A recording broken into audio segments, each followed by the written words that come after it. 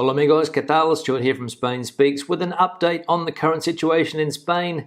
Day 145 of the current situation. We'll go through some of the news that has been happening over the last couple of days, some of the things that have caught my attention during that time. Firstly, a big thanks to all of the people that left comments on the last video. Lots of comments, lots of debate happening there as usual. A big thanks to people that supported the channel through a small donation. You can see your names here. Thanks to people that bought merchandise, and a big thanks to my patrons on Patreon for your continuing support. Now, let's get into some of the news that has caught my attention. And again, it turns to countries that are imposing quarantine rules on people returning from Spain, countries that are advising their citizens not to travel to Spain at the moment because of the health situation. And Switzerland is the latest country to impose a quarantine regulation on its citizens. We can see here that they have introduced the 10-day quarantine for travellers from Spain, and the Canary Islands announced free insurance coverage for visitors who test positive for COVID-19. Swiss health authorities on Wednesday said they will impose a 10-day quarantine on travellers from Spain, except those coming from the Canary and Balearic Islands. The measure will go into effect this coming Saturday, and health authorities warn that self-isolation will be mandatory even with a negative COVID-19 test. The Valencia region, Catalonia and Andalusia stand to lose the most from the decision. Switzerland ranks 11th on the list of source countries for tourists visiting Spain. Last year, 1.82 million Swiss citizens out of a nation of 8.5 million people went on vacation to Spain. And on the topic of the Canary Island health insurance, in a bid to attract much needed tourism, the regional government of the Canary Islands has announced that it will cover all coronavirus-related costs of visitors to the archipelago who contract the disease, regardless of whether they are Spaniards or citizens of other countries. Under the terms of the insurance deal struck by regional authorities with AXA España for €450,000, any tourist who tests positive for COVID-19 during their stay in the Canaries will be eligible for free medical treatment, travel assistance, repatriation, and additional accommodation due to mandatory quarantine measures. So the Canary Islands, they're on the front foot when it comes to dealing with this health situation and trying to get people to visit that part of the world. And as we saw, in an attempt to attract much needed tourism. However, it doesn't get around those quarantine rules that countries like the UK have in place at the moment. But as we saw, Switzerland imposing a 10-day quarantine, but not for people going to the Balearic or Canary Islands. Only mainland Spain. So some good news there for the Canaries, and hopefully it will encourage more people to travel to that part of the world. Now, some news about the current health situation in Spain. We can see that the autonomous communities reported almost 3,000 new cases, 1,772 in the last 24 hours. The number of those affected by COVID increases 10% in a single day. Aragon leads the list of new diagnoses ahead of Madrid and Catalonia. So an increase in cases of 10% in one single day. And as we saw, 1,772 in the last 24 hours. But the main news there is that cases are increasing in cities like Madrid and Catalonia. And of course, as we know, back in March, April, May, those were the two most affected areas in Spain. So a lot of pressure coming on those two particular autonomous communities to get the health situation under control. Because remember that Spanish cities are normally empty in the month of August. A lot of people in Madrid especially head to the coastal areas, leaving the city quite empty. So it is a worry that the Madrid cases are increasing, considering that a lot of people would be out of the city at the moment. Now, of course, as we know, elderly residences and retirement homes were hardest hit during the height of the pandemic in the early months of the year, and the autonomous community governments are working around the clock to shield residences from virus outbreaks. The virus continues to spread. It's not milder, or at least the experts indicate that, but the fact that most of those infected are young people, the current age of those infected is below 40, makes it less lethal. But the health authorities are clear that if it reaches the vulnerable population, especially the elderly in residences, the situation will change drastically. For this reason, the Ministry of Social Rights and the autonomous communities work together to coordinate the actions and shield and bunkerize the centres for the elderly. So the objectives now seem clear.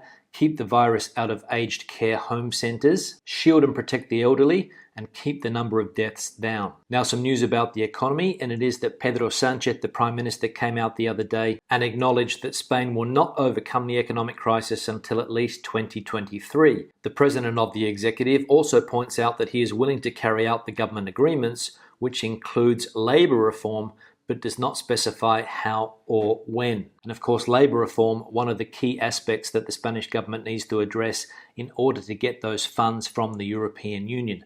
That was one of the key sticking points in the negotiations to reform the labour market. It's something that Europe has been crying out for Spain to do since 2010, but it's something that Spanish governments have been slow to do or reluctant to do over the last 10 years. Now, another piece of news that caught my attention related to Brexit. We can see here that Brexit triggers British immigration to EU countries. The exodus destined for the 27 EU countries has risen 30% since 2016, with France, Germany and Spain being the preferred nations. Between 2008-2015, the number of UK immigrants to the EU was 56,832 on average per year.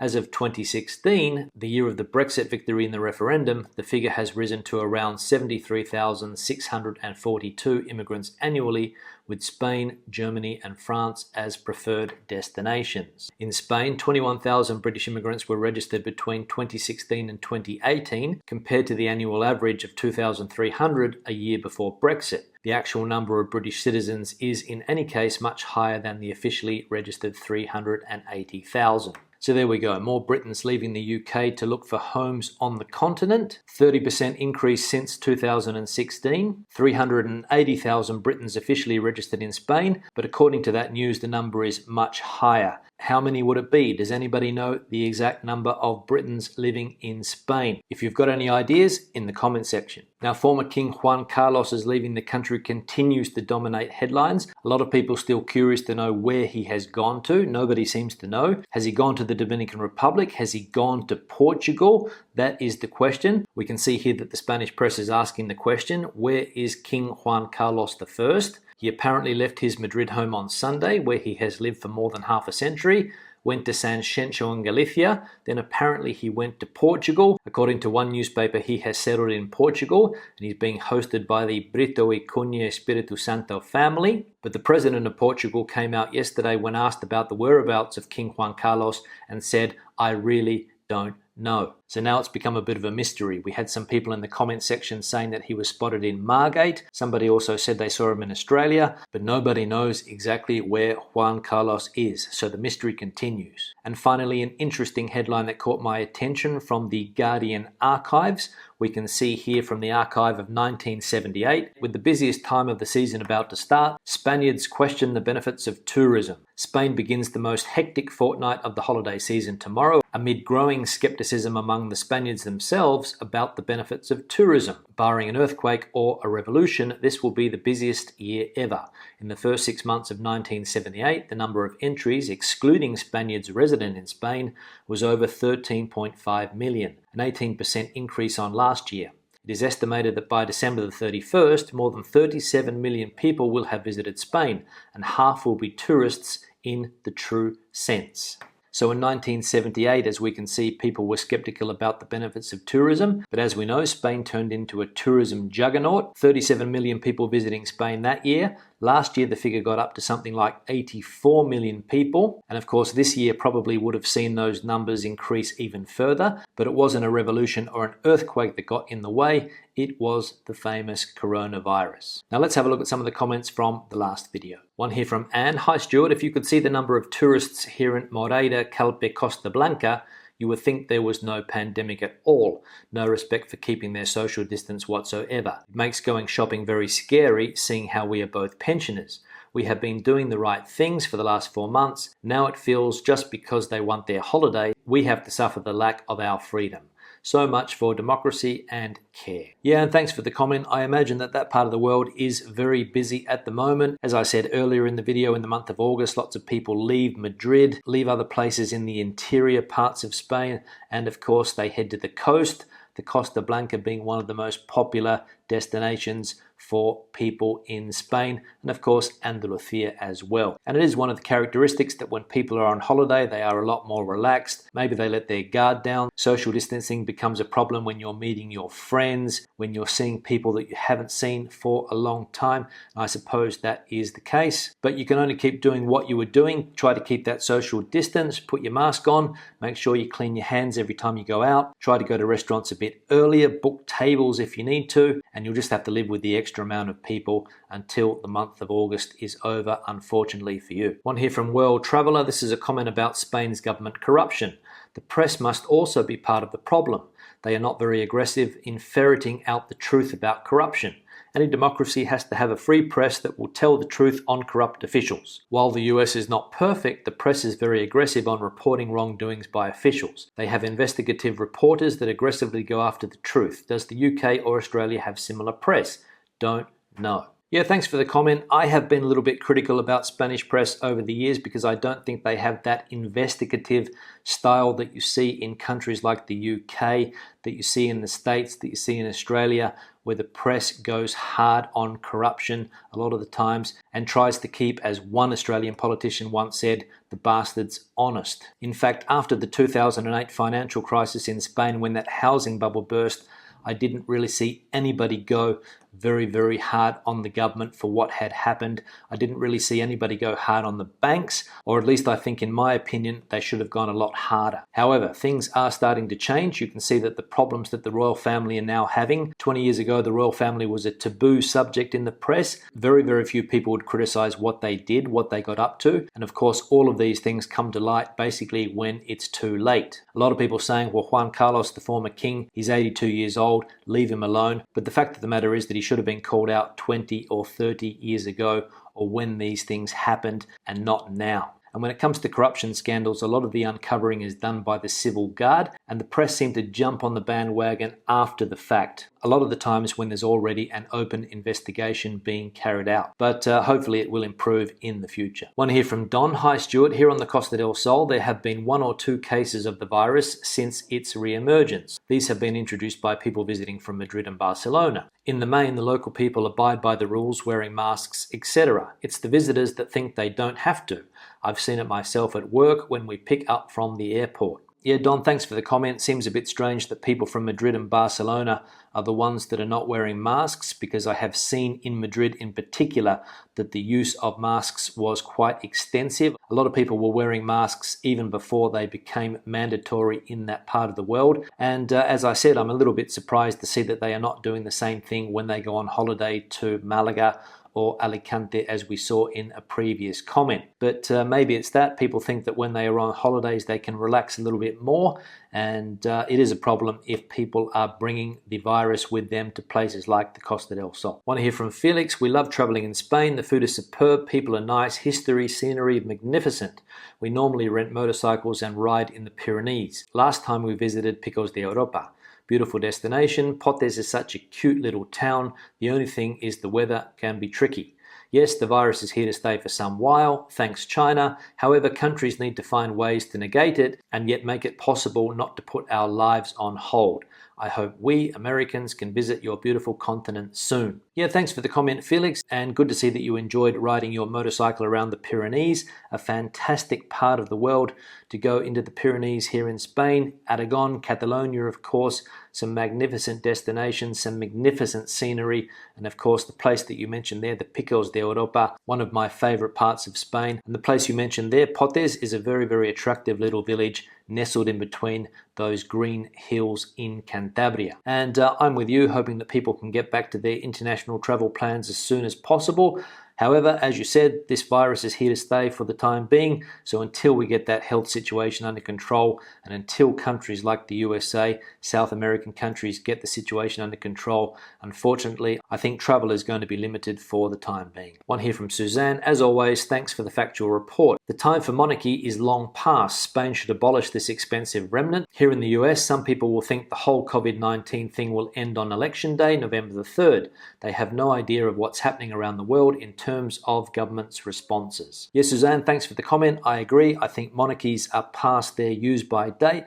I think we should start to look for a different system for some of the monarchies that remain. Perhaps in Spain, a republic could be an idea. I know that in Australia there is a Republican push, or at least there was a few decades ago. I know that it still exists, and I believe, along with a lot of people, that one day things will change. But I don't think it's going to happen in the next few years. But as we have seen, scandal after scandal after scandal make people question the role of monarchies in the 21st century. Regarding the other point that you made about how this whole COVID thing would disappear as soon as the elections in the US happen, I have seen people pushing that as a theory, but I don't think it's going to be as easy as that, although some people would like to think that it is. One here from Stratman. I have just sat and watched your video with my wife and remarked how tanned you are looking. She glanced down at her arms and commented, "No, I think he's just like me. His freckles have spread." Yeah, thanks for the comment. No, I haven't got any more of a tan than I had when I first came. I think it's just the lighting in this room, and maybe it is that my freckles have spread and covered my whole arm. Of course, when you have skin like mine, it is very, very difficult to get a tan, and my skin is the victim of having spent my youth in the sun-baked country that is Australia. And a word of warning out there for any young people with fair skin, make sure you put your sunscreen on. One here from CJ. Hi Stuart, thanks for taking your time to update us even during your holiday. Spanish friends told me there are talks in Spain to shift from tourism a bit to invite remote workers who could make up for the lost tourism. Just before the pandemic, I was planning exactly that. Keep working for my company but live in Spain. Do you know about such initiatives? What's your opinion? Could that be a viable alternative to tourism? Yeah, thanks for the comment. To answer the last question, I don't think it is a substitute for tourism. Tourism obviously is a huge part of the economy, and people coming to Spain every year and spending their tourist dollars, obviously not easy to substitute. However, I do think coming to Spain and working remotely is a good idea, but you have to look into the tax aspects of that, especially if you're from the United States, because I think you have to pay tax in both countries when that happens. We had a couple of interviews with people that do work remotely in Spain. Nick, for example, in Fuengirola is one person who works remotely. He works for an Israeli company, I think, lives in Malaga, works online, and is able to do it quite well. But of course, being British, it was easier for him to set up his residency. So not sure how it works for people from the States, but I'm sure that there are people out there that are doing what you have suggested. If there are, let us know what you do and how you get around that tax issue. And one here from Mo, please speak Spanish. Yeah, Mo, thanks for the comment. As I said yesterday, the objective of this channel is to communicate in English. That is the language that I have chosen to do these videos in, because the people that I'm speaking to are people like me, English speakers who want to live in Spain or who are interested in what's happening in Spain. If you want a bit of Spanish, algo sencillo, la lluvia en Sevilla es una maravilla. There we go, comedy and Spanish at the same time. On that note, I'll start to wrap the video up. Questions or comments, please leave them in the section below. Debate the situation out as you normally do. Give the video a thumbs up if you liked it, thumbs down if you didn't. Nos vemos mañana. Hasta entonces.